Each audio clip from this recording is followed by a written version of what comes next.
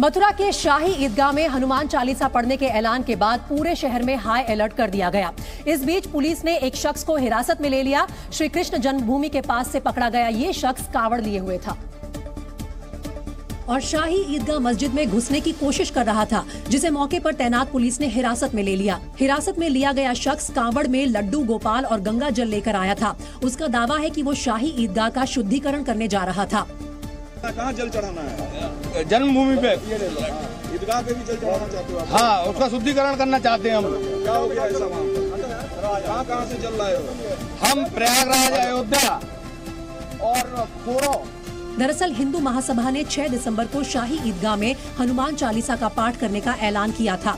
साथ ही ईदगाह में लड्डू गोपाल का जलाभिषेक करने का भी दावा किया गया था। इस ऐलान के बाद ही आज एक शख्स कावड़ लेकर शाही ईदगाह के पास तक पहुंच गया। अब पुलिस इस शख्स से पूछताछ कर रही है।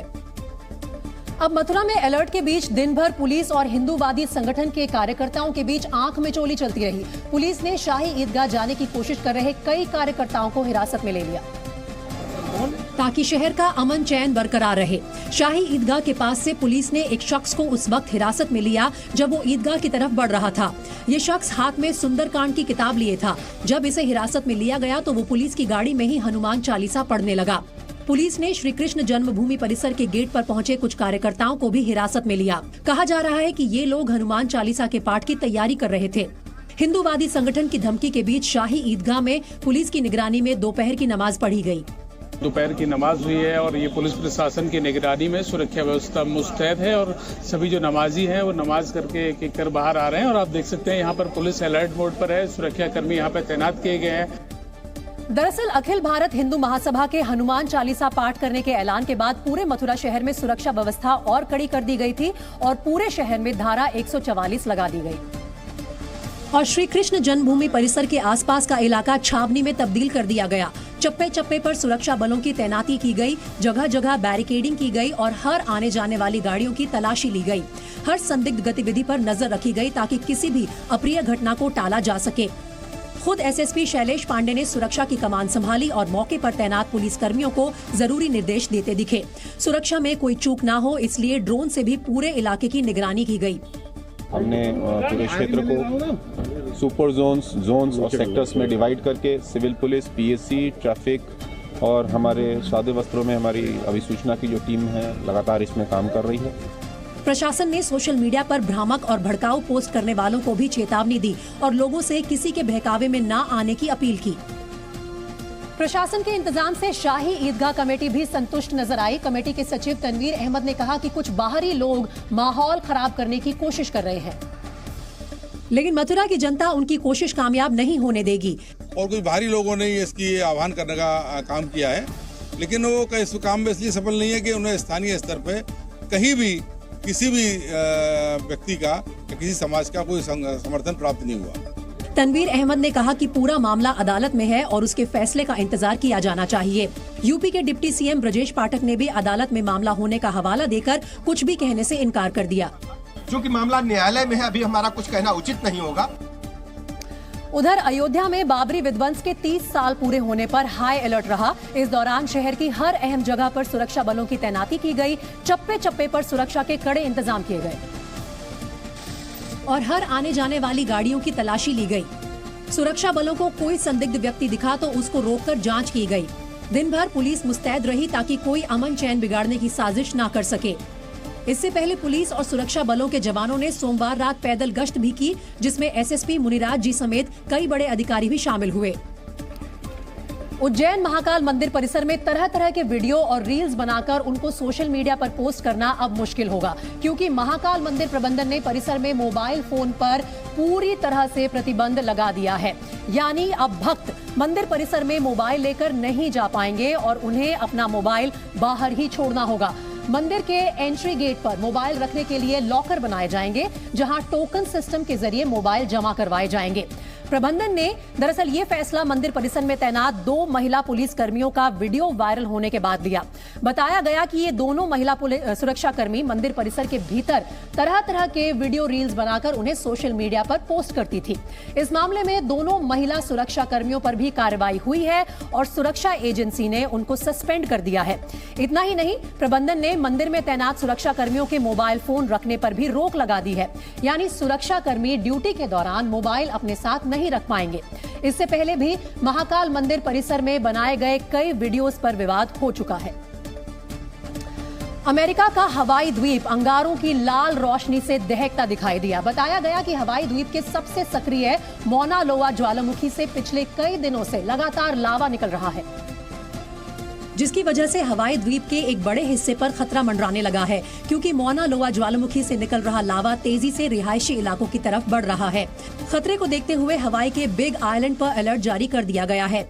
ज्वालामुखी से निकल रहा लावा सड़क की तरफ बढ़ रहा है, जो बिग आइलैंड के 2 हिस्सों को जोड़ने वाले हाईवे को ब्लॉक कर सकता है। रात के अंधेरे में ये रोशनी और भी हैरान करने वाली दिखाई देती है, जिसे बड़ी तादाद में लोग कैमरे में रिकॉर्ड करने पहुंच रहे हैं। माना जा रहा है कि अगर मौना लोआ ज्वालामुखी का लावा यूं ही निकलता रहा तो इस हफ्ते तक सड़क पर पहुंच जाएगा। Continues to move, it's slowed down considerably. It's down to about 15 yards an hour, or around 50 feet per hour. So the lava flow is advancing sideways to the west and east about as fast as it's moving forward. हालांकि ज्वालामुखी से अब राख और धुआं नहीं निकल रहा है, लिहाजा एयर ट्रैफिक के लिए जारी रेड अलर्ट हटा दिया गया है। सिर्फ अमेरिका का हवाई ही नहीं बल्कि इस वक्त दुनिया के 2 और हिस्से ज्वालामुखी विस्फोट से दहशत में हैं। इटली के माउंट स्ट्रोम्बोली ज्वालामुखी में रविवार को जबरदस्त विस्फोट हुआ, जिसके बाद वहां तेज धमाके के साथ जहरीली गैस, धुआं और लावा निकलता दिखाई दिया। विस्फोट के बाद जैसे ही लावा बहता हुआ समंदर में पहुंचा तो आसमान में कई मीटर ऊंचा गुबार उठा। इससे पहले वहां 4.6 तीव्रता का भूकंप भी आया और समंदर में करीब 1.5 मीटर ऊंची लहरें भी उठी। ज्वालामुखी फटने के बाद पूरे इलाके में ऑरेंज अलर्ट जारी कर दिया गया है। इटली से 11,000 किलोमीटर दूर इंडोनेशिया में भी ज्वालामुखी विस्फोट हुआ। रविवार को जैसे ही माउंट समेरो में विस्फोट हुआ, जावा द्वीप के पूर्वी हिस्से में राख की चादर छा गई। ज्वालामुखी विस्फोट के बाद जावा द्वीप पर हजारों की तादाद में लोग घर छोड़ने को मजबूर हो गए हैं। गांव के गांव खाली करवा दिए गए। खतरे को देखते हुए प्रशासन ने ज्वालामुखी के 8 किलोमीटर के दायरे में लोगों के जाने पर पाबंदी लगा दी है। जम्मू कश्मीर के शोपिया जिले में सुरक्षा बलों ने एक बड़ी आतंकी साजिश को नाकाम कर दिया। सुरक्षा बलों को नुकसान पहुंचाने के लिए आतंकियों ने 5 किलो का एक आईडी प्लांट किया था, जिसे सुरक्षा बलों ने बम निरोधक दस्ते को बुलाकर डिफ्यूज कर दिया। आईडी मिलने के बाद सुरक्षा बलों ने आसपास के इलाके को घेर कर तलाशी अभियान भी चलाया।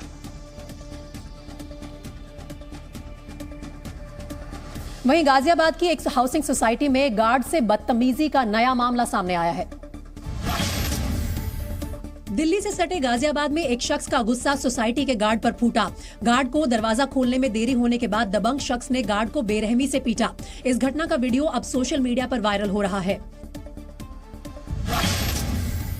एमपी के दुर्ग में ट्रैफिक पुलिस जल्द ही पेपरलेस होने जा रही है। दुर्ग पुलिस को 35 ई चालान मशीन दी गई है, जिसकी मदद से पुलिस को गाड़ी की पूरी जानकारी मिलेगी। साथ ही डिजिटल तरीके से ही चालान काटा और उसका भुगतान होगा। रतलाम में तेज रफ्तार ट्रक हादसे का शिकार हो गया। हाईवे ब्रिज पर दौड़ता ट्रक अनियंत्रित होकर डिवाइडर से टकराया और पुल से नीचे जा गिरा। इस हादसे में ट्रक ड्राइवर की मौके पर ही मौत हो गई। हरियाणा के अंबाला जिले में एक कार के नहर में गिरने से एक ही परिवार के 4 लोगों की दर्दनाक मौत हो गई। पुलिस ने शवों को पोस्टमार्टम के लिए भेज दिया है। वहीं अब हादसे की वजह की जांच की जा रही है। बिहार के भागलपुर में अपराधियों ने सरे बाजार एक महिला के कई अंगों को काटकर मार डाला। इस खौफनाक वारदात में शामिल 2 आरोपियों को पुलिस ने गिरफ्तार कर लिया। लेकिन इस अपराध को जिस तरह अंजाम दिया गया, उससे हर कोई सकते में नजर आया। बताया गया कि महिला पीरपैंती बाजार से पैदल लौट रही थी, तब घात लगाए आरोपियों ने चॉपर से महिला पर हमला कर दिया और उसके हाथ, पैर, कान तो काटे ही, साथ ही उसकी छाती और पीठ पर भी धारदार हथियार से कई वार किए। कई अंग कटने से बुरी तरह लहूलुहान महिला बेहोश होकर गिर पड़ी। अभियुक्त ने मृतिका पर तेज धारदार हथियार से कई वार किए और जिससे वो गंभीर रूप से जख्मी हो गई। हमले के बाद घायल महिला को अस्पताल के लोगों ने रेफरल अस्पताल पहुंचाया, जहां से बेहतर इलाज के लिए उसे मायागंज के जवाहरलाल नेहरू मेडिकल कॉलेज भेज दिया गया। हालांकि इलाज के दौरान महिला की मौत हो गई। बताया गया कि हमले की ताक में बैठे अपराधियों ने चॉपर को गमछे में छुपा रखा था और हत्याकांड को अंजाम देने के बाद जल्दबाजी में वो गमछा और चप्पल मौके पर ही छोड़कर भाग गए। हालांकि अस्पताल में महिला ने भी दम तोड़ने से पहले हमलावरों के नाम लिए, जिसके आधार पर पुलिस ने 2 भाइयों को गिरफ्तार कर लिया। पुलिस ने दावा किया कि पैसों के लेन देन को लेकर शुरू हुआ झगड़ा जानलेवा हमले में बदल गया। का पैसा नहीं लौटा पा रही थी, इस कारण से दोनों के बीच में काफी विवाद होते रहता था। 1 महीना पहले भी दोनों के बीच में काफी लड़ाई झगड़ा हुआ था। दरअसल पीड़ित और आरोपी के परिवार एक ही जगह रहते थे और दोनों परिवारों में घनिष्ठ संबंध हुआ करते थे। जांच के दौरान पता चला कि पीड़ित पक्ष ने बेटी की शादी के लिए मुख्य आरोपी शकील मियां से कुछ पैसे लिए थे। आरोपियों ने कुछ समय पहले पैसे लौटाने के लिए दबाव बनाना शुरू किया, लेकिन जब पीड़ित पक्ष ने इस वक्त पैसे लौटा पाने की हालत नहीं बताई तो झगड़ा शुरू हो गया। झगड़े के बाद जब पीड़ित पक्ष ने आरोपियों को अपने घर आने से मना कर दिया तो नौबत बर्बर हत्याकांड तक पहुंच गई। इस हत्याकांड के बाद इलाके में दहशत का माहौल है। लगातार बढ़ती ठंड और बिजली संकट से जूझ रहे यूक्रेन पर रूस ने एक बार फिर ताबड़तोड़ हमले किए। रूसी सेना ने डोनेस्क और ज़ैपोरिज़िया स्थित बिजली संयंत्रों को निशाना बनाते हुए भयंकर बमबारी की, जिससे न सिर्फ यूक्रेन के पावर प्लांट्स को नुकसान पहुंचा बल्कि कई रिहायशी इलाके भी मलबे में तब्दील हो गए। ज़ैपोरिज़िया में तो मिसाइल हमले की वजह से एक पूरा का पूरा गांव तबाह हो गया। सड़क पर कई फीट गहरा गड्ढा हो गया, गाड़ियों के परखच्चे उड़ गए, लोगों के घर खंडर बन गए, जबकि 2 लोगों की मौत हो गई। Я даже зразу ото побачила яму і побачила ту машину сусідську, що така розбита. І люди лежать біля машини. Це сусідів обох убило. Біля машини вони стояли, вони проважали сина і невістку. हालांकि इसी दौरान रूस की मिसाइलों ने डोनेस्क में भी कहर बरपाया। यहाँ कई रिहायशी इमारतें तबाह हो गई। हमले के बाद इन इमारतों से धुआं निकलता नजर आया और फायर ब्रिगेड के कर्मचारी आग बुझाते दिखे। रूस की ओर से किए गए मिसाइल हमलों की वजह से दर्जनों इमारतों की दीवारें ढह गई, दरवाजे खिड़कियां टूटकर बिखर गए, घरों में रखा सामान मलबे में दब गया और लोगों को इलाका खाली कर भागना पड़ा। इस बीच रूस ने दावा किया कि उसने ये हमला तब किया जब यूक्रेन ने उसके 2 एयरबेस को निशाना बनाकर हमला किया। रूस की माने तो यूक्रेन के इस हमले में उसके 3 लोगों की मौत भी हो गई। जबकि रूसी सेना के प्रवक्ता इगोर कोनाशेन्कोव ने कहा कि इस ड्रोन हमले में वायुसेना को बहुत ज्यादा नुकसान नहीं हुआ। В результате падения и взрыва на российских аэродромах обломков реактивных беспилотников была незначительно повреждена обшивка корпусов 2 самолетов. 3 российских военнослужащих технического состава, находившихся на аэродроме. वहीं यूक्रेन के राष्ट्रपति वोलोदिमीर ज़ेलेंस्की ने दावा किया कि उनकी सेना ने रूस की 60 से ज्यादा मिसाइलों को मार गिराया। Бажаю здоров'я. Хочу подякувати силам ППО, нашим енергетикам і нашому народу. ППО. Більшість ракет збили. Енергетики вже почали відновлювати світло. Наш народ ніколи не здається. Слава Україні! के लिए कीव में लोग मेट्रो स्टेशन में पनाह लिए दिखे। उधर यूक्रेन के साथ युद्ध के बीच रूस के राष्ट्रपति व्लादिमीर पुतिन क्रिमिया ब्रिज का मुआयना करने पहुंचे, जिसे यूक्रेन ने इसी साल अक्टूबर में एक धमाके से उड़ा दिया था। लेकिन अब रूस के इस पुल के क्षतिग्रस्त हिस्से को बनाया जा रहा है, जिसका मुआयना करने पुतिन खुद मौके पर पहुंचे। इस दौरान पुतिन ने क्रिमिया ब्रिज पर खुद ही गाड़ी चलाई, जबकि वहां मौजूद बिल्डर से पुल के काम की जानकारी ली। Вот эта часть полотна обрушилась, да? Да. Где мы сейчас находимся? Вот эту часть железнодорожного моста. Эту часть इस दौरान रूस के उप प्रधानमंत्री मरात खुस्नुलीन ने पुतिन को बताया कि क्रिमिया ब्रिज के तबाह हो चुके हिस्से का काम लगभग पूरा कर लिया गया है। बाकी बचा काम भी जल्द पूरा कर लिया जाएगा, जिस पर व्लादिमीर पुतिन ने खुशी जाहिर की और कहा कि जितने कम समय में काम पूरा हो जाए उतना अच्छा होगा। आपको बता दें कि करीब 2 महीने पहले इस पुल के एक हिस्से को धमाके से उड़ा दिया गया था। एक ट्रक में एक्सप्लोसिव भरकर लाया गया, जिससे पुल पर विस्फोट कराया गया था और इसी के बाद रूस पहले से ज्यादा आक्रामक हो गया था।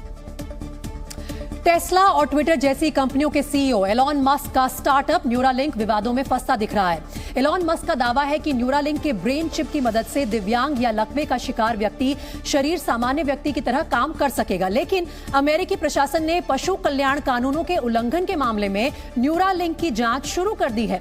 न्यूज एजेंसी रॉयटर्स की एक रिपोर्ट के मुताबिक एलॉन मस्क की कंपनी ब्रेन चिप का पशु परीक्षण जल्दबाजी में कर रही है। रॉयटर्स ने न्यूरालिंक के 20 से ज्यादा पूर्व और वर्तमान कर्मचारियों से बातचीत के आधार पर यह रिपोर्ट तैयार की है। रॉयटर्स की रिपोर्ट में अनुमान जताया गया है कि ब्रेन चिप के परीक्षण के दौरान करीब 1500 से ज्यादा जानवर मारे गए हैं। कई कर्मचारियों ने यह भी दावा किया है कि मस्क उन पर पशु परीक्षण में तेजी लाने के लिए दबाव डाल रहे हैं। रिपोर्ट में कहा गया है कि प्रयोग पूरा होने के बाद जानवरों को आमतौर पर मार दिया जाता है। कुछ दिन पहले ब्रेन चिप की मीडिया ब्रीफिंग के दौरान एलॉन मस्क ने कंप्यूटर चला रहे एक बंदर का वीडियो भी साझा किया था।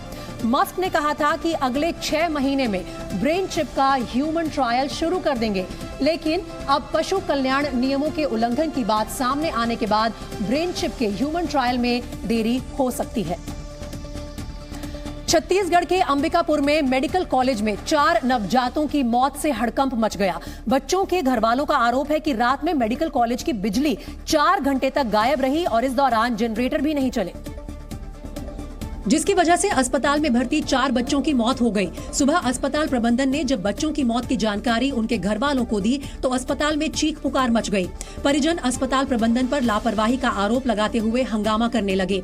कल रात को लाइट भी नहीं था, उसके बाद सुबह आता 1 घंटा पहले बताया कि डेट हो गई बोल के। 4 बच्चों की मौत की खबर मिलते ही प्रदेश के स्वास्थ्य मंत्री भी अस्पताल पहुंचे और गुस्साए परिजनों को कड़ी कार्रवाई का भरोसा दिलाया। 4 शिशुओं की मृत्यु की जानकारी आज मुझे लगी और विभागीय प्रमुख अधिकारी सेक्रेटरी हेल्थ को मैंने फोन करके तत्काल एक जांच टीम वरिष्ठ लोगों की गठित करके भेजने के लिए डायरेक्शन भी दिए। लोगों का आरोप है वेंटिलेटर बंद होने की वजह से बच्चों की जान गई, लेकिन अस्पताल प्रबंधन ने आरोपों को गलत बताया।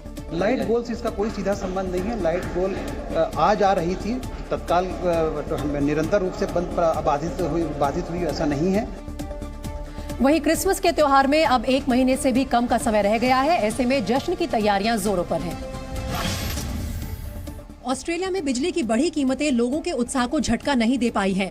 बिजली महंगी होने के बावजूद लोग क्रिसमस डेकोरेशन पर पूरा खर्चा कर रहे हैं और घरों को सजा रहे हैं। अमेरिका में क्रिसमस के लिए बाजार सज चुके हैं।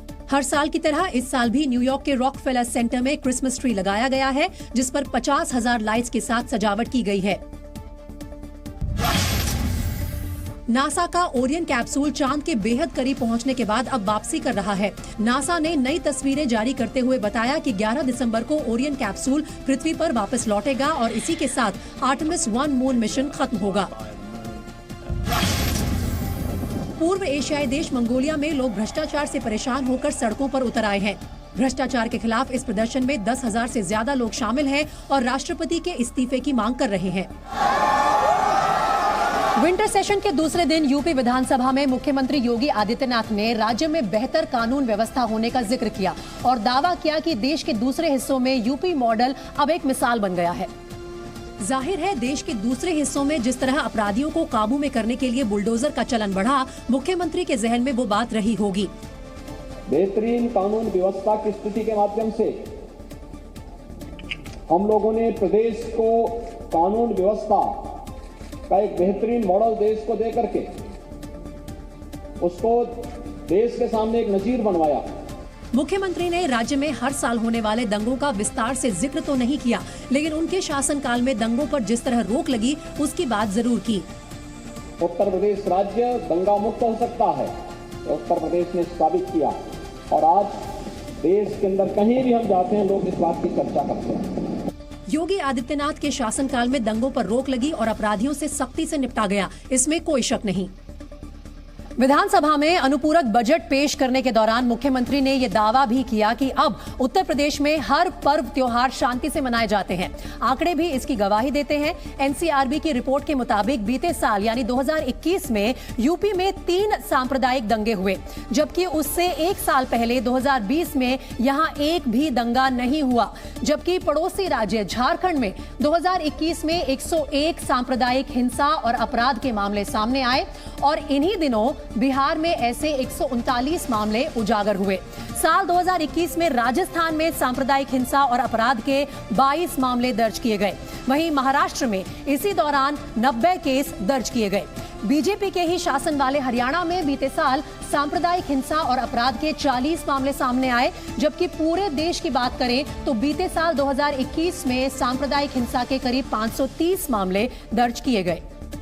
वहीं भारत ने आज पहली बार सेंट्रल एशियाई देशों के राष्ट्रीय सुरक्षा सलाहकारों के सम्मेलन की मेजबानी की, जिसमें अफगानिस्तान के सुरक्षा हालात पर भी चर्चा की गई और वहां से पैदा होने वाले आतंकवाद के खतरे से निपटने की रणनीति पर विचार हुआ। सम्मेलन की अध्यक्षता एनएसए अजीत डोवल ने की। उन्होंने कजाकिस्तान, किर्गिस्तान, तजाकिस्तान और उज्बेकिस्तान के शीर्ष सुरक्षा अधिकारियों का स्वागत किया। इस मौके पर डोवल ने अफगानिस्तान समेत क्षेत्र में आतंकी नेटवर्क के बने रहने पर चिंता जताई। उन्होंने टेरर फंडिंग का मिलकर मुकाबला करने की भी अपील की।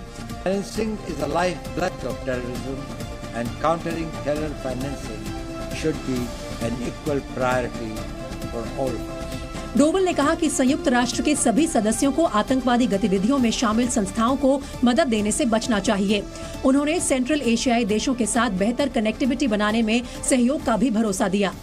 Connectivity with the Central Asian countries remain a key priority for India. We stand ready to cooperate, invest and build connectivity in the region. पूर्वी लद्दाख में एलएसी पर तनाव के बीच हिंद महासागर में चीन अपनी चालबाजियों से बाज नहीं आ रहा है। अगले हफ्ते भारत लंबी दूरी की बैलिस्टिक मिसाइल अग्नि 5 के परीक्षण की तैयारी कर रहा है और ठीक उससे पहले हिंद महासागर में चीन के एक और जासूसी जहाज ने एंट्री की है। जानकारी के मुताबिक ये वही जहाज है जिसने अगस्त में श्रीलंका के हम्बनटोटा बंदरगाह पर डेरा डाला था, जिसके बाद भारत और श्रीलंका के बीच कूटनीतिक विवाद भी हुआ था। लेकिन इस विवाद के बावजूद चीन के जासूसी जहाज युआन वांग 5 ने इंडोनेशिया के सुंडा स्ट्रेट के रास्ते हिंद महासागर में दस्तक दी। रक्षा मंत्रालय से जुड़े सूत्रों की माने तो भारतीय नौसेना ने फौरन इस जहाज को ट्रैक कर लिया और इसकी मूवमेंट पर लगातार नजर रखी जा रही है। 20,000 टन वजनी युआन वांग 5 जासूसी उपकरणों से लैस है। इस जहाज पर विशाल एंटीना, एडवांस सेंसर्स और इलेक्ट्रॉनिक उपकरण लगे हुए हैं और इस पर करीब 400 क्रू मेंबर तैनात हैं। गौरतलब है कि चीन के इस जासूसी विमान ने हिंद महासागर में तब दस्तक दी है जब कुछ ही दिन पहले भारत ने अपने मिसाइल परीक्षण को लेकर नोटिस टू एयरमैन जारी किया था, जिसके तहत बंगाल की खाड़ी के ऊपर 15 से 16 दिसंबर को मिसाइल टेस्ट की वजह से नो फ्लाई जोन की जानकारी भी दी थी। यही नहीं, हिंद महासागर में चीन के इस जासूसी जहाज की एंट्री की टाइमिंग को शक की नजर से इसलिए भी देखा जा रहा है क्योंकि इसी वक्त सेंट्रल एशियाई देशों के एनएसए की बैठक हो रही है, जिसका नेतृत्व भारत की ओर से अजीत डोवल कर रहे हैं। जबकि भारत की अध्यक्षता में राजस्थान के उदयपुर में G20 शेरपा की बैठक भी शुरू हो गई है, जिसमें हिस्सा लेने के लिए दुनिया भर के विदेशी डेलीगेट्स भारत पहुंचे हैं। G20 शेरपा बैठक उदयपुर में सभी शेरपा यानी विदेशी डेलीगेट्स शिल्प ग्राम परिसर पहुंचे, जहां उनका भव्य स्वागत किया गया। राजस्थानी लोक कलाकारों ने डांस परफॉर्मेंस के साथ इन डेलीगेट्स का वेलकम किया, जबकि इस दौरान डेलीगेट्स भी काफी खुश नजर आए। उन्होंने राजस्थान की वेशभूषा में डांस कर रहे लोक कलाकारों की फोटो खींची और हाथ जोड़कर उनका अभिवादन स्वीकार किया। जबकि विदेशी डेलीगेट्स मेवाड़ की मशहूर पग पहने भी नजर आए। वो राजस्थान की कला और संस्कृति से रूबरू हुए। विदेशी डेलीगेट्स ने राजस्थान में बनने वाली चीजों को बड़े गौर से देखा।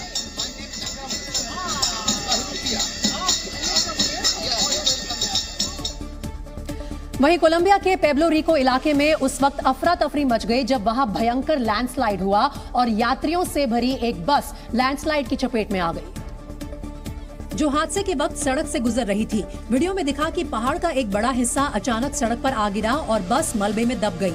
इस हादसे में बस में सवार 33 लोगों की मौत हो गई। कुछ समय से कोलंबिया में भारी बारिश हो रही है और यही वजह है कि वहां जगह जगह लैंडस्लाइड हो रहे हैं। पेब्लो रिको में जिस वक्त लैंडस्लाइड हुआ उस वक्त ये बस भी वहीं से गुजर रही थी। हादसे की जानकारी मिलते ही रेस्क्यू टीम वहां पहुंची और मलबे में दबे लोगों को निकाल लिया। Ellos 3 menores de edad. Hemos rescatado con vida a 9 personas. 4 de ellas están en este momento en estado crítico. इस साल कोलंबिया में बेमौसम बारिश की वजह से भारी तबाही हुई है, जिसमें अब तक 216 लोगों की जान चली गई और 5 लाख से ज्यादा लोग बेघर हो गए। उज्जैन के महाकालेश्वर मंदिर में दर्शन के लिए कुछ नए नियम लागू किए गए हैं। महाकालेश्वर मंदिर में 20 दिसंबर से मोबाइल लाने पर बैन लगाया जाएगा। मंदिर समिति के मुताबिक कई लोग मंदिर परिसर में रील और डांस वीडियो रिकॉर्ड करने लगे हैं और इसी पर रोक के लिए ये फैसला लिया गया है। बुलंदशहर में दुल्हन की अनोखी विदाई देखने को पूरा गांव उमड़ पड़ा।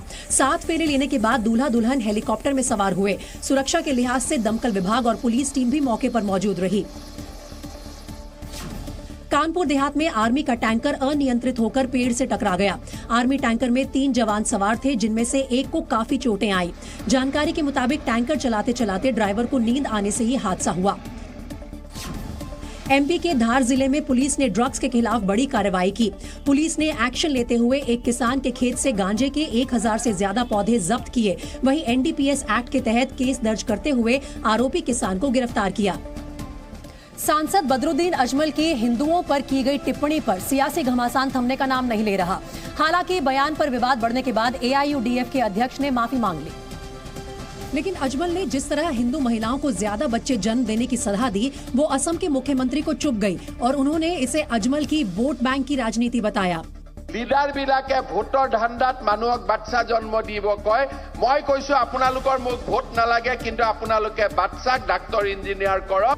बोंगाई गांव की जनसभा में मुख्यमंत्री ने मुस्लिम महिलाओं को समझाने वाले अंदाज में कहा कि अगर बदरुद्दीन अजमल किसी को बच्चे की परवरिश से लेकर पढ़ाई लिखाई के लिए खर्चा दे तो कोई दिक्कत नहीं, लेकिन अगर ऐसा नहीं है तो समाज के लोगों को भटकाए नहीं। महिलाসকল বাচ্চা জন্ম দিয়াৰ ফেক্টৰী নহয়। আজমলে কি কয় বোলে খেতি পথাৰত ভাল অৱস্থাতহে বোলে ধান দিব। আৰে মোৰ আই মাতৃসকলৰ পেটটো কি খেতি পথাৰ নেকি? हिमंत बिस्वा शर्मा ने मुस्लिम महिलाओं से कहा कि ज्यादा बच्चे जन्म देने वाले कई परिवारों को रात का खाना भी नहीं मिलता, जिससे उन्हें दुख होता है। हिमंत बिस्वा शर्मा ने मुस्लिम महिलाओं से अपनी सेहत को ध्यान में रखकर इतने ही बच्चे जन्म देने की अपील की जिसे वो डॉक्टर, इंजीनियर या काबिल बना सके। उन्होंने अजमल के बयान को गैर जिम्मेदाराना करार दिया।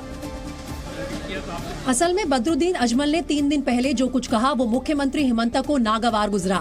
बदरुद्दीन अजमल ने कहा था कि हिंदुओं को बच्चों के मामले में मुसलमानों का फॉर्मूला अपनाना चाहिए और बच्चों की कम उम्र में ही शादी कर देनी चाहिए। मुस्लिम युवक 20 से 22 साल की उम्र में शादी करते हैं और मुस्लिम महिलाएं 18 वर्ष की उम्र में शादी करती हैं, जो संवैधानिक है।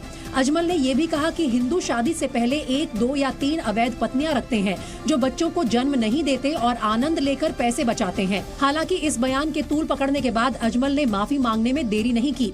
मुझे इसका खेद है, मैं इसके लिए लज्जित हूँ, शर्मिंदा हूँ। माना जा रहा है कि विवादित बयान पर सभी दलों की जैसी तीखी प्रतिक्रिया आई, उसने अजमल को रुख बदलने पर मजबूर कर दिया। दिल्ली की हवा एक बार फिर खराब कैटेगरी में पहुंच गई है। सुबह दिल्ली एनसीआर के ज्यादातर हिस्से स्मॉग यानी धुंध और धुएं की चादर में ढके दिखाई दिए। दिल्ली के कई इलाकों का एयर क्वालिटी इंडेक्स यानी AQI बेहद खराब कैटेगरी में दर्ज किया गया, जिसकी वजह से सुबह टहलने निकले लोगों और स्कूल जाने वाले बच्चों को सांस लेने में परेशानी हुई। सुबह ड्रोन से ली गई दिल्ली की तस्वीरों में दिखा कि पूरा आसमान धुंध और धुएं की सफेद चादर में ढका हुआ है। मैं जब से घर से यहाँ पे आया हूँ तो थोड़ा खांसी जुकाम की समस्या सी हो रही है, गले में खराश सी हो रही है। आज दिल्ली के कई इलाकों का एयर क्वालिटी इंडेक्स बेहद खराब रहा। दिल्ली के जहांगीरपुरी का AQI 343 दर्ज किया गया। नेहरू नगर का AQI 389 रहा। शादीपुर का AQI 373 दर्ज किया गया। इसी तरह द्वारका का AQI बेहद खराब 396 दर्ज किया गया। आनंद विहार का AQI 363 रहा। दिल्ली के अलावा गाजियाबाद, फरीदाबाद और गुरुग्राम में भी प्रदूषण का स्तर बेहद खराब श्रेणी में दर्ज किया गया। गुरुग्राम का औसत AQI 309 दर्ज किया गया। फरीदाबाद का AQI 326 दर्ज किया गया। इसी तरह गाजियाबाद का AQI 277 दर्ज किया गया। दिल्ली एनसीआर में हवा की सेहत बिगड़ी तो सरकार एक्शन में आई, जिसके बाद ग्रैप यानी ग्रेडेड रिस्पांस एक्शन प्लान की तीसरे स्तर की पाबंदियां लागू हो गई और दिल्ली में घुसने वाली डीजल गाड़ियों की जांच शुरू हो गई। ग्रैप 3 लागू होने के साथ ही दिल्ली में BS3 और BS4 डीजल गाड़ियों की एंट्री पर रोक लग गई है। साथ ही सभी तरह के गैर जरूरी निर्माण कार्य भी बंद करने के आदेश लागू हो गए हैं। सरकार ने निर्माण और तोड़फोड़ की गतिविधियों पर रोक लगा दी है और प्रदूषण फैलाने वाले कारखाने भी बंद कर दिए गए हैं। ग्रैप 3 में रेलवे, DMRC, एयरपोर्ट और नेशनल सिक्योरिटी से जुड़े जरूरी कामों को छूट दी गई है, यानी इन विभागों के काम पहले की तरह ही जारी रहेंगे। इसके अलावा सरकार ने दिल्ली में पेड़ों पर पानी की बौछार करने के आदेश दिए हैं। आप ओपन प्लेसेस में तो कंस्ट्रक्शन बैन कर दोगे, उससे तो अब वो हम लोग को पता चल जाएगा कि ओपन में बैन हो गया है। पर अंदर अगर आप छोटी छोटी कॉलोनीज के अंदर देखोगे वहाँ पे तो फिर भी काम चल रहा होगा, वहाँ पे तो कोई रोकने वाला है ही नहीं। अमेरिका की जांच एजेंसी FBI ने चीन के मशहूर वीडियो शेयरिंग ऐप टिकटॉक को राष्ट्रीय सुरक्षा के लिए खतरा बताया है। FBI के डायरेक्टर क्रिस रे का कहना है कि वीडियो शेयरिंग ऐप टिकटॉक का नियंत्रण चीन सरकार के हाथों में है। क्रिस रे ने आशंका जताई है कि चीन की सरकार चीजों में हेरफेर कर सकती है। FBI के मुताबिक चीन टिकटॉक यूजर्स के डेटा का गलत इस्तेमाल कर सकता है और यहां तक कि टिकटॉक के जरिए चीन जासूसी जैसे काम को भी अंजाम दे सकता है। क्रिस रे के मुताबिक टिकटॉक का बढ़ता इस्तेमाल अमेरिका की सुरक्षा के लिए बड़ा खतरा है। FBI के अलावा अमेरिका की कई संस्थाएं भी टिकटॉक पर डेटा चोरी और जासूसी का आरोप लगा चुकी हैं। आपको बता दें कि भारत ने जून 2020 में ही डेटा सिक्योरिटी का हवाला देते हुए टिकटॉक पर पाबंदी लगा दी थी। फ्रांस की राजधानी पेरिस की सेन नदी में सैकड़ों लोग छोटी छोटी नावों पर सवार दिखाई दिए। ये नाव आम नावों से अलग तरह की थी और ये लोग एक खास तरह की रेस में हिस्सा लेने के लिए वहां पहुंचे थे, जिसमें नाव पर बैठकर नहीं बल्कि खड़े होकर सवारी करनी पड़ती है। रेस के दौरान पैडल चलाने के साथ साथ संतुलन भी बनाना होता है, लेकिन बैठना मना नहीं है। पेरिस में हो रही नॉटिक पेडल 2022 रेस दुनिया की सबसे बड़ी स्टैंड अप पेडल रेस है, जिसमें 30 से ज्यादा देशों के करीब 1000 लोगों ने हिस्सा लिया। रंग बिरंगी कॉस्ट्यूम में प्रतियोगी अपनी अपनी बोट के साथ सेन नदी में उतर गए, जो आईफिल टावर के पास से होकर बहती है। किसी नाव पर पूरी टीम थी तो कोई अकेला ही आगे बढ़ रहा था, लेकिन ये रेस इतनी आसान नहीं है। इसमें एक बार नाव से गिरने का मतलब है रेस से बाहर हो जाना। इस रेस को देखने के लिए भी बड़ी संख्या में लोग वहां मौजूद थे। पेडल रेस में बुजुर्ग और बच्चे सब ने हिस्सा लिया और आखिर में बिना गिरे फिनिश लाइन तक पहुंचने वालों को सम्मानित किया गया। बंगाल की मुख्यमंत्री ममता बनर्जी आज राजस्थान के पुष्कर पहुंची, जहां उन्होंने जगत पिता ब्रह्मा मंदिर के दर्शन करने के बाद पूजा अर्चना की। मंदिर के पुरोहित ने उन्हें विधि विधान के साथ पूजा करवाई। इस मौके पर प्रशासन का अमला भी उनके आसपास नजर आया। इससे पहले राजस्थान दौरे पर ममता बनर्जी अजमेर भी पहुंची, जहां उन्होंने अजमेर शरीफ की दरगाह पर चादर चढ़ाई। जिस समय ममता जियारत के लिए अजमेर शरीफ दरगाह पहुंची, उन्हें देखने के लिए दरगाह में भीड़ जमा हो गई। ममता करीब 24 साल बाद अजमेर में थी। और पीएम मोदी ने फोन पर बात कर लालू यादव का हाल जाना। किडनी ट्रांसप्लांट ऑपरेशन के बाद पीएम मोदी ने बिहार के डिप्टी सीएम और लालू यादव के बेटे तेजस्वी यादव से फोन पर बात करके लालू का हाल जाना। लालू यादव का फिलहाल सिंगापुर में इलाज जारी है। राहुल गांधी के नेतृत्व में कांग्रेस की भारत जोड़ो यात्रा राजस्थान में जारी है। पदयात्रा में सचिन पायलट समेत कांग्रेस के कई बड़े नेता शामिल रहे। पीओके में पाकिस्तानी प्रधानमंत्री शहबाज शरीफ के खिलाफ जमकर नारेबाजी की गई। इमरान खान की पार्टी पीटीआई के कार्यकर्ताओं ने पीओके में नवाज शरीफ, शहबाज शरीफ, हाय हाय के नारे लगाए। पंजाब के तरनतारन में सुरक्षा बलों ने पाकिस्तान की ड्रग्स भेजने की साजिश को नाकाम किया। बीएसएफ ने पाकिस्तानी ड्रोन को मार गिराते हुए 2.5 किलो हेरोइन जब्त की। अब कल से शुरू होने वाले संसद के शीतकालीन सत्र से पहले सरकार ने सर्वदलीय बैठक बुलाई। बैठक में कांग्रेस, टीएमसी और आम आदमी पार्टी समेत विपक्ष के 31 दलों ने हिस्सा लिया और अहम मुद्दों पर चर्चा कराने की मांग की। बैठक में कांग्रेस ने चुनाव आयुक्त की नियुक्ति, ईडब्ल्यूएस कोटे, बेरोजगारी और महंगाई समेत कई मुद्दे उठाए। ईडब्ल्यूएस में भी हम कहा कि इस पर भी चर्चा किया जाए, जुडिशियरी के साथ टकराव बंद किया जाए, इलेक्शन कमीशन के साथ साथ बाकी जो संस्थाएं हैं, सरकारी संस्थाएं हैं, इनको बेजा इस्तेमाल करने की बात हो रहे हैं। वहीं टीएमसी नेता डेरेक ओब्रायन ने सत्र में महंगाई, बेरोजगारी और सरकारी एजेंसियों के दुरुपयोग के मुद्दे पर चर्चा की मांग की। So federal structure to be discussed very broadly. It is a major issue. In addition, unemployment issue never discussed on the floor of the House. बैठक में मौजूद रक्षा मंत्री राजनाथ सिंह, पीयूष गोयल और प्रहलाद जोशी ने नियमों के तहत चर्चा का भरोसा दिया। चेयरमैन से अनुमति से हम किसी भी मुद्दे पर क्यों न हो, हम चर्चा करने के लिए तैयार है। वहीं नॉर्थ कोरिया से एक हैरान कर देने वाली खबर सामने आई। यहां हाई स्कूल में पढ़ने वाले 2 स्टूडेंट्स को सजाए मौत दे दी गई। इनकी गलती सिर्फ इतनी थी कि इन दोनों ने साउथ कोरिया में बना शो देख लिया था। रेडियो फ्री एशिया की रिपोर्ट के मुताबिक दोनों स्टूडेंट्स की उम्र 15 से 16 साल के बीच थी और उन्हें सरेआम भीड़ के सामने गोली मार दी गई। दरअसल नॉर्थ कोरिया और साउथ कोरिया के बीच तनातनी रहती है। इसके चलते नॉर्थ कोरिया के लोग साउथ कोरिया में बने शो और फिल्में नहीं देख सकते, जबकि नॉर्थ कोरिया के 2 छात्रों ने साउथ कोरियन ड्रामा देखा। यही नहीं, आरोपों के मुताबिक दोनों ने कोरियन ड्रामा को डिस्ट्रीब्यूट भी किया, जिसके बाद राष्ट्रपति किम जोंग उन के अधिकारियों ने हेसन शहर में रहने वाले लोगों को एक खाली मैदान में जमा होने के लिए कहा, जहां छात्रों को भीड़ के सामने मौत की सजा सुनाई और उन्हें गोली मार दी गई। यहाँ हैदराबाद में देश का पहला गोल्ड एटीएम लगाया गया है, जहां अब एटीएम मशीन से कैश की जगह सोना निकलता है। इस एटीएम के आने के बाद सोना खरीदने के लिए ज्वेलरी शॉप पर जाने की जरूरत नहीं होगी, क्योंकि अब इस गोल्ड एटीएम की मदद से लोग किसी भी वक्त सोना निकाल सकते हैं। सोना खरीदने से पहले आपको एटीएम मशीन में अपना डेबिट कार्ड या क्रेडिट कार्ड डालना होगा और फिर किसी आम एटीएम की ही तरह पासवर्ड डालकर आप सोना खरीद सकेंगे। सोने की रकम आपके डेबिट या क्रेडिट कार्ड से कट जाएगी। देखिए, गोल्ड जो है 0.5 ग्राम्स का गोल्ड आ गया है और इसके साथ एक आपको इनवॉइस भी दी जाएगी। आपका जो ट्रांजैक्शन हुआ है उसका इनवॉइस भी है।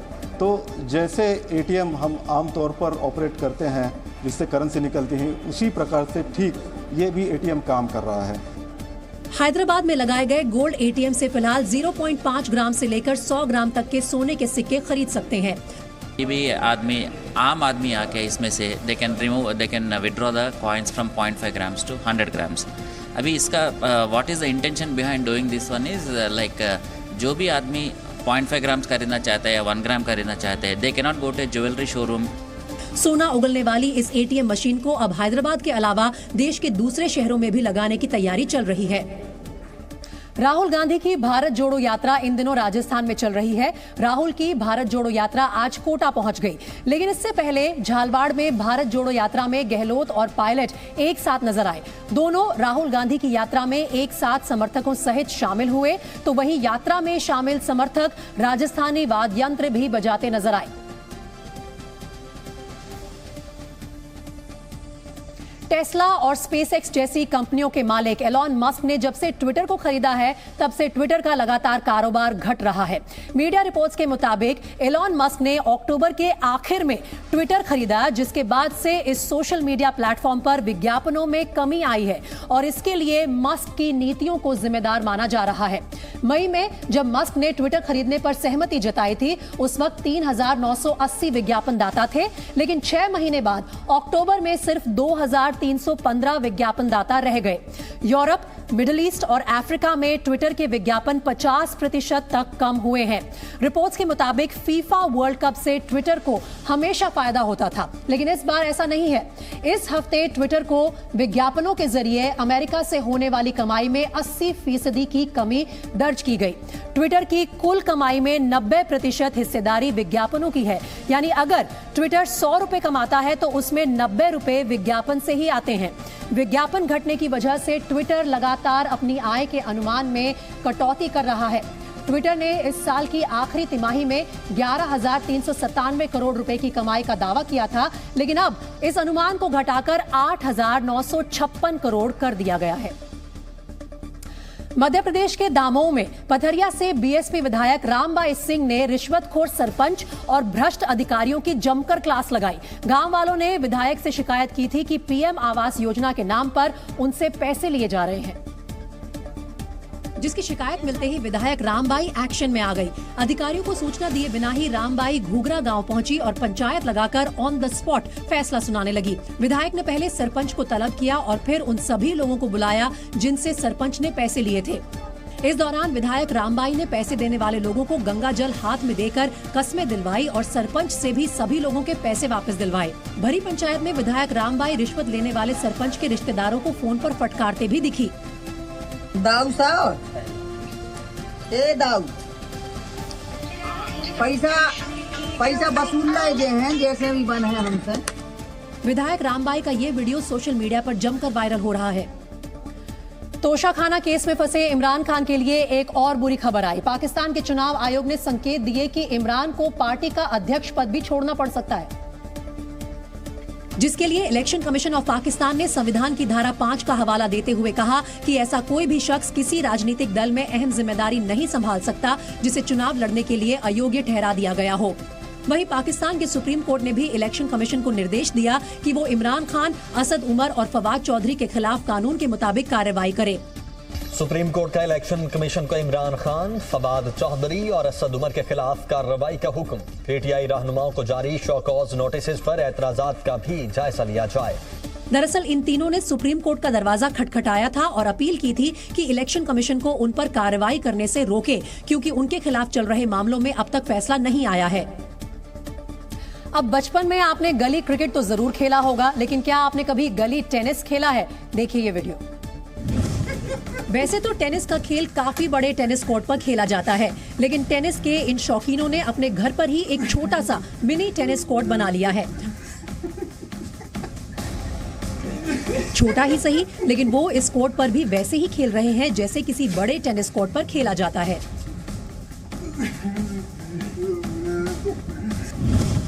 बर्फ से ढकी ढलान पर स्नोबोर्डिंग करना बिल्कुल भी आसान काम नहीं है। वहीं प्रोफेशनल स्नोबोर्डिंग तो मानो खतरे का डबल डोज है। जरा सी गलती आपको महीनों बिस्तर पर लेटने को मजबूर कर सकती है।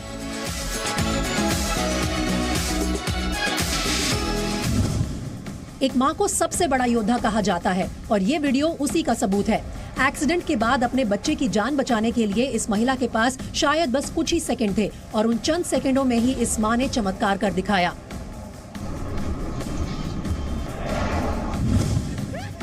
बस रस्सी छोड़नी नहीं है। इस शख्स की जिंदगी का शायद बस यही मकसद था और शायद यही वजह है जब वो अपने मकसद को पूरा नहीं कर सका तो पीछे बैठे लोग भी निराश हो गए।